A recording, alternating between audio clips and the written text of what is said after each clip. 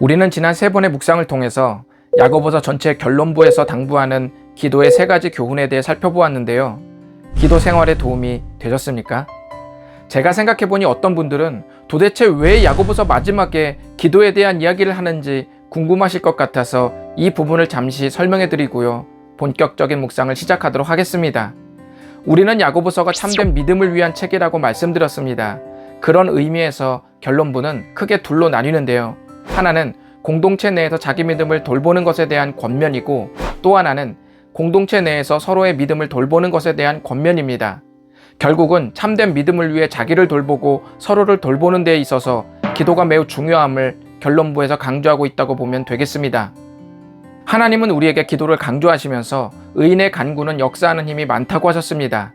이 말은 믿음을 가진 사람들이 기도할 때 하나님께서 어떤 방식으로든 어떤 일을 일으키신다는 뜻입니다. 그래서 저명한 신학자 댄 맥카트니는 이 구절에 관해 말하기를 기도가 어떤 일을 일으킨다고 했습니다.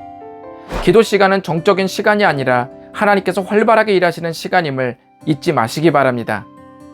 야고보서에서 실질적인 기도의 교훈은 끝났지만 야고보서는 이제 기도의 가르침을 야고보서 세부 주제와 연결시키기 위해 중요한 인물을 예로 드는데요. 그 사람의 이름은 바로 엘리야입니다. 지금부터 엘리야의 이야기가 주는 의미가 무엇인지 함께 묵상하도록 하겠습니다. 엘리야는 주전 9세기 북쪽 이스라엘에서 활동한 선지자입니다. 당시 북이스라엘 왕은 7번째 왕 아합이었는데 그가 정치를 나름 잘했는지는 모르지만 신앙적으로 최악이었습니다. 이방 나라의 공주를 아내로 맞아들이면서 아내만 맞아들인 게 아니라 바알 우상신도 함께 맞아들였습니다. 하나님은 엘리야를 통해 백성들을 다시 하나님께로 돌이키기 원하셨습니다. 그래서 가장 처음 하신 일이 땅에 기근을 일으키는 일이었습니다.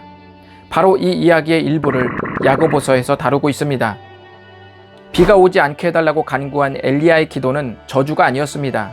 이는 백성들로 하여금 누가 진짜 하나님인지를 가리게 해주는 가장 적나라한 방법이었습니다.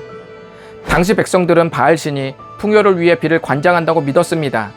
하나님은 이것이 거짓임을 증명하기 위해 엘리야를 통해 비를 무기한 내리지 않으시겠다는 도전을 주셨습니다.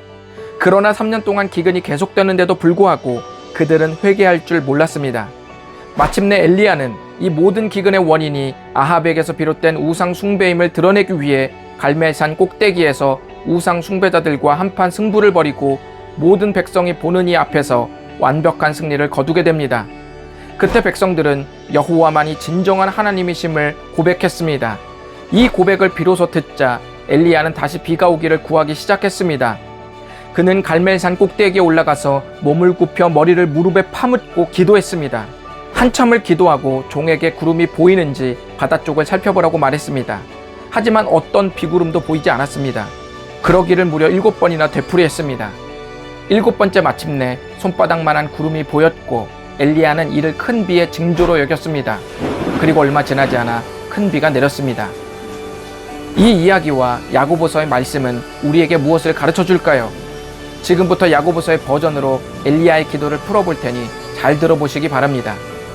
7번이나 반복되는 무변화의 시간들은 무반응을 다양한 각도로 해석하는 인내의 기간으로 볼 수 있고, 손바닥만한 비구름을 보고 이를 징조로 여긴 것은 믿음의 역사였습니다.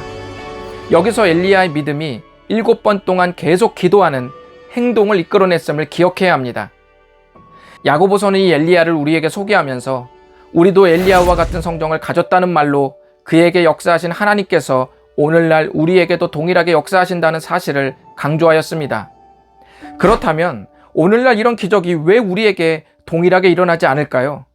이에 대해 말씀드리면 하나님은 엘리야가 필요한 은혜와 오늘날 우리가 필요한 은혜를 정확히 하십니다.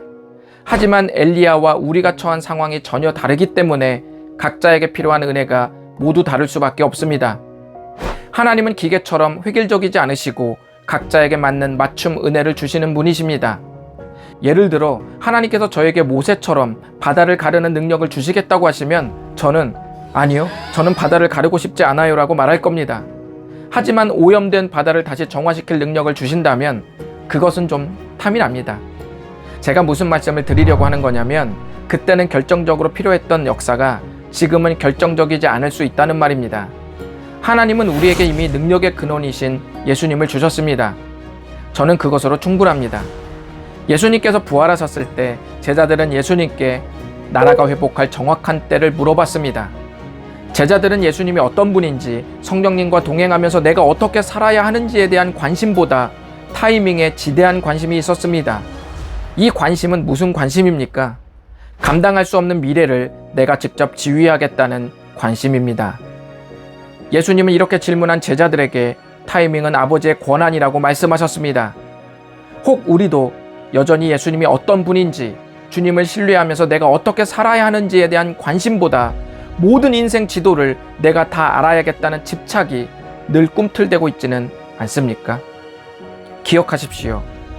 그 순간 모든 생각을 해체시키고 우리의 관심을 정돈시키며 오직 주님을 다시 신뢰하도록 만드는 시간이 바로 기도 시간입니다.